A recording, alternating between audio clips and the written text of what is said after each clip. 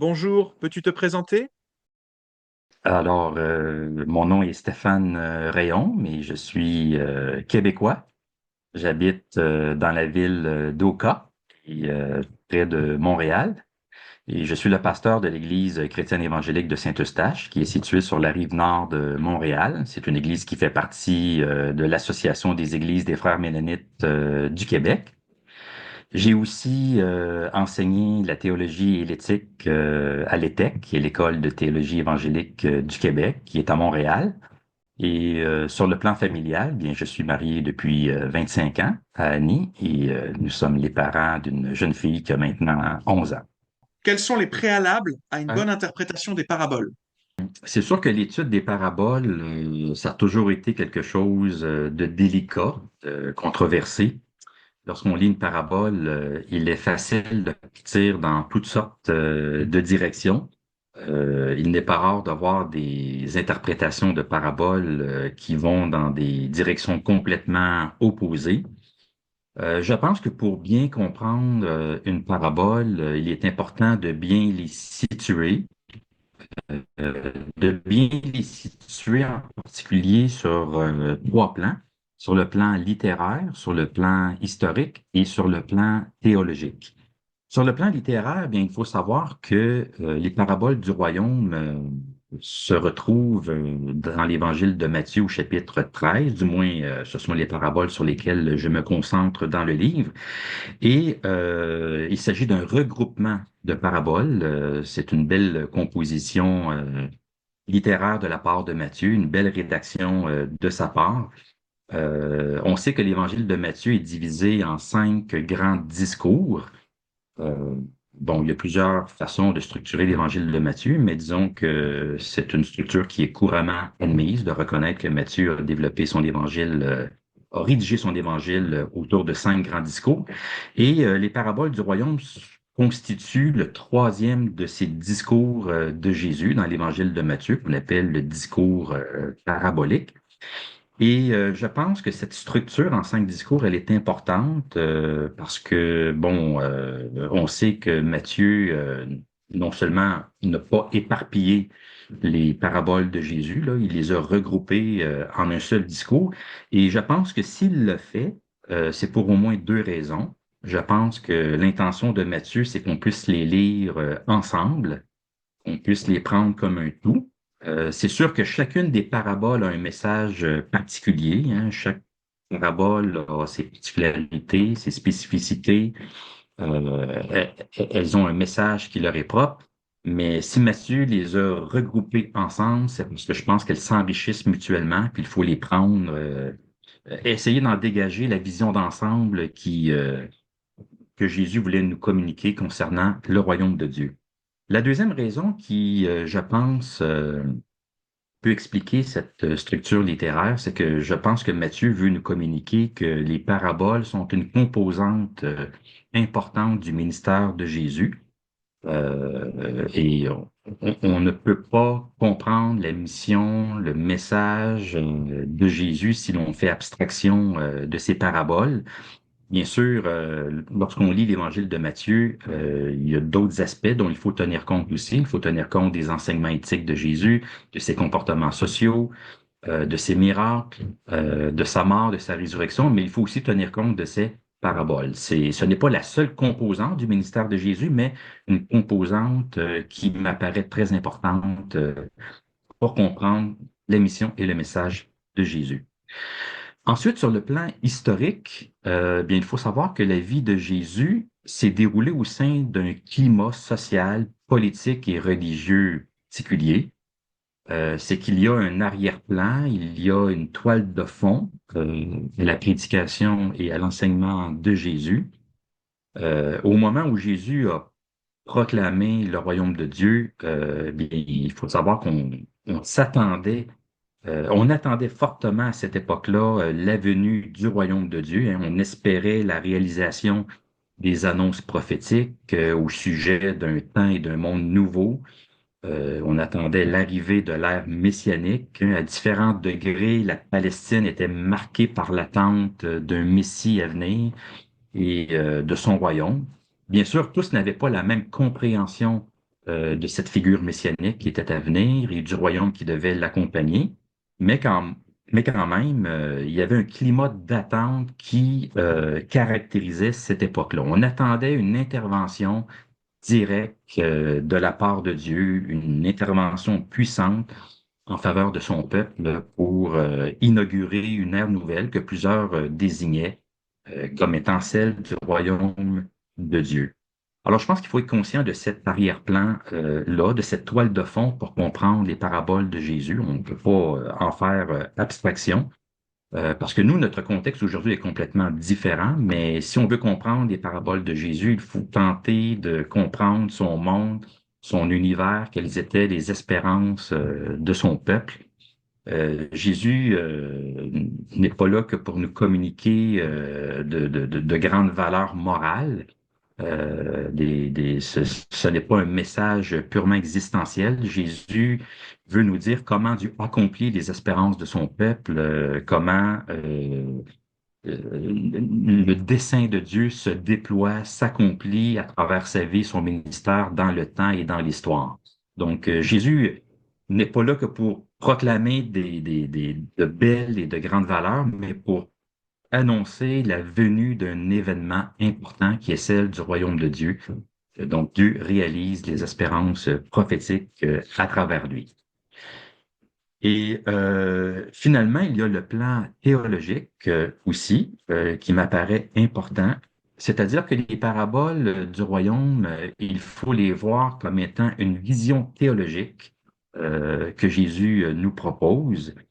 Parce que la grande question, finalement, c'est de savoir, mais qu'est-ce que le royaume de Dieu? C'est que Jésus proclame le royaume de Dieu, mais qu'est-ce que c'est exactement le royaume de Dieu? Et bien sûr, pour comprendre, pour répondre à cette question-là, il faut tenir compte de l'ensemble de l'Évangile, de l'ensemble des évangiles, mais disons que les paraboles du royaume apportent un éclairage important à travers les paraboles, Jésus nous donne sa vision du royaume de Dieu. Il nous livre sa façon de concevoir l'œuvre de Dieu dans le temps et dans l'histoire. Je dirais même que à travers les paraboles, mais ça permet à Jésus de s'expliquer et de répondre à des objections qui lui sont lancées. Hein, on dit que les paraboles, que chaque parabole répond à une question implicite. Bien sûr, des questions, on les voit pas dans les évangiles. Mais si Jésus prononce ces paraboles-là, c'est qu'il y a des questions qui sont présupposées, des questions qui sont sous-entendues.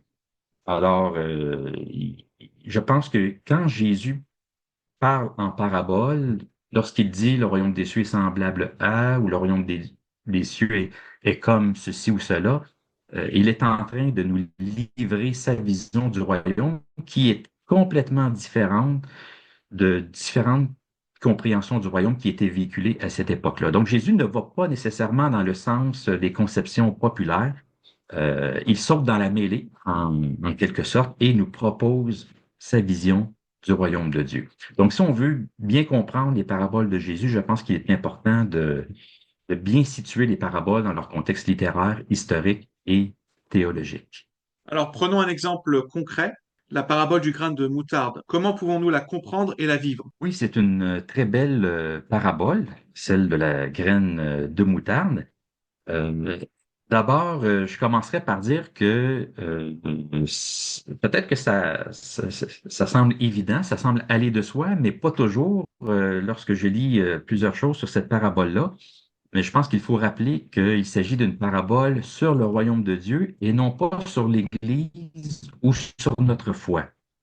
Donc, il n'est pas question dans cette parabole de l'Église qui est petite, qui grandit, qui s'étend partout dans le monde. Il n'est pas non plus question de notre foi qui, elle, est petite au départ et qui est appelée à croître pour devenir grande comme une montagne. Bien sûr, tous ces éléments-là ne sont pas déconnectés entre eux. Hein. Il existe des liens entre le royaume de Dieu, l'Église et la foi. Le royaume de Dieu, c'est le règne de Dieu, hein, c'est l'exercice de sa souveraineté à travers Jésus-Christ. L'Église, c'est le peuple sur lequel Dieu règne, le peuple du royaume. Et la foi, eh bien, c'est notre confiance dans cette parole de Jésus qui annonce le royaume de Dieu. Donc, il y a un lien entre ces trois aspects-là, mais quand même, la parabole ne traite pas de l'Église, de la croissance de l'Église, ni de notre foi comme telle et de sa croissance, mais du royaume de Dieu. Et comme je l'ai dit, chaque parabole euh, tend à répondre à une question implicite. Et dans ce cas-ci, je pense que la question, c'est celle-ci, c'est que où est ce royaume grandiose annoncé par les prophètes? Lorsqu'on attendait le royaume de Dieu, on s'attendait à de grands bouleversements, à de grands changements. On avait une vision vraiment grandiose du royaume de Dieu. Or, Jésus arrive, il entre en scène, il proclame le royaume de Dieu et son ministère, ce qu'il apporte, semble très modeste par rapport à ce qui était attendu. Il semble y avoir un grand décalage entre les attentes populaires et ce que Jésus apporte. Mais Jésus veut nous dire à travers cette parabole-là, c'est que le royaume qu'il proclame, c'est bel et bien le royaume annoncé par les prophètes, mais c'est un royaume qui ne saute pas aux yeux. Ce n'est pas un royaume qui se manifeste de façon grandiose, du moins pas dans le temps présent. Avec Jésus, il n'y a pas de fanfare, il n'y a pas de trompette, il n'y a pas de victoire, de procession militaire, il n'y a pas de démonstration de force contre les royaumes de ce monde. Alors peut-être que pour les gens qui l'écoutaient, le royaume que Jésus proclamait pouvait leur sembler très petit, très insignifiant. Ils pouvaient douter à savoir est-ce que c'est vraiment lui qui apporte le royaume de Dieu. Mais à travers cette parabole-là, Jésus veut nous dire que oui, le royaume de Dieu est en marche, il se manifeste à travers lui, à travers son ministère. Il a des débuts, bien sûr, bien humbles, bien modestes. Il est peut-être même possible de le manquer, de passer à côté, mais à travers cette parabole, Jésus veut nous dire attention aux apparences. Ce royaume, il est bien là, et un jour, il va prendre des proportions surprenantes. Sa présence va être pleinement dévoilée. Alors, je pense que c'est essentiellement le message que Jésus veut communiquer à travers cette parabole-là. Comment pouvons-nous prier pour toi? La première chose que je dirais, c'est de prier pour la réception de ce livre-là. Ce que je souhaite, c'est que le lecteur puisse vraiment entendre l'appel des paraboles et qu'il puisse reprendre pour lui-même les prières que je propose à la fin de chacune des paraboles. Parce que je pense que les paraboles, elles ne sont pas là que pour communiquer un message, que pour communiquer une vision du royaume, mais aussi pour que nous répondions au message de Jésus, que nous répondions au royaume de Dieu. Les paraboles du royaume, elles ne sont pas là que pour être analysées, étudiées, disséquées. Il est important d'entendre leur message, d'entendre l'appel qu'elles nous lancent et je pense que c'est un élément important à ne pas négliger parce que souvent, on a tendance à voir les paraboles un petit peu comme étant des énigmes intellectuelles à résoudre, hein, un petit peu comme une espèce de jeu mystère et quelque chose qu'il faut décoder.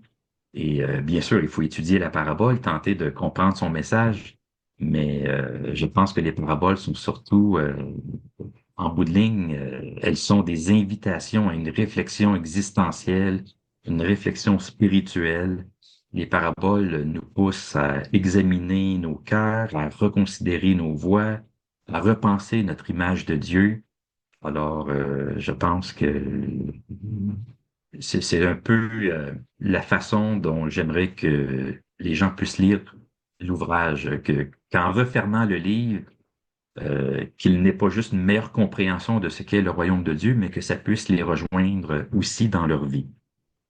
Ensuite, peut-être prier pour mon ministère pastoral. Ça fait maintenant 27 ans que je suis pasteur à l'église de Saint-Eustache et puis peut-être prier pour que le Seigneur puisse continuer de renouveler mes forces, que l'Esprit Saint puisse continuer de m'éclairer dans ma compréhension des Écritures, que je puisse continuer à servir le Seigneur avec joie.